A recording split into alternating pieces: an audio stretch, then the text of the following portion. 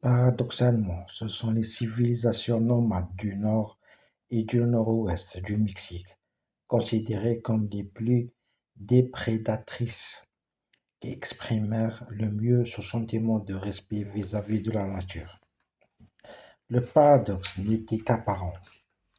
Pour les peuples de chasseurs-collecteurs, l'agriculture est une infraction aux lois de la nature, en particulier lorsqu'elle était pratiquée comme un moyen d'enrichissement et qu'elle dressait des barrières entravant la liberté de circulation des hommes et du gibier.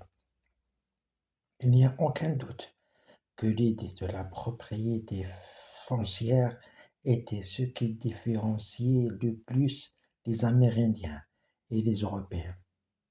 Tecumseh, le chef de la nation Shawnee, au moment des guerres indiennes contre les colons nord-américains, affirmait pour tous les Indiens, quelles que fussent leurs origines, un droit égal sur cette terre, comme par le passé, ainsi qu'il devrait en être aujourd'hui, car jamais cette terre ne fut divisée par le passé, et elle appartient à tous pour l'usage de chacun.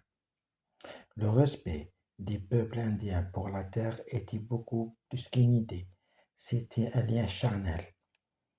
Par les rites agraires ou funéraires, par les cérémonies guerrières ou par les danses, cet attachement charnel prenait un sens cosmique. Fondre le sol pour cultiver, creuser des galeries pour extraire les minerais et même prélever de la terre pour fabriquer des poteries étaient des actes graves qui pouvaient avoir des conséquences.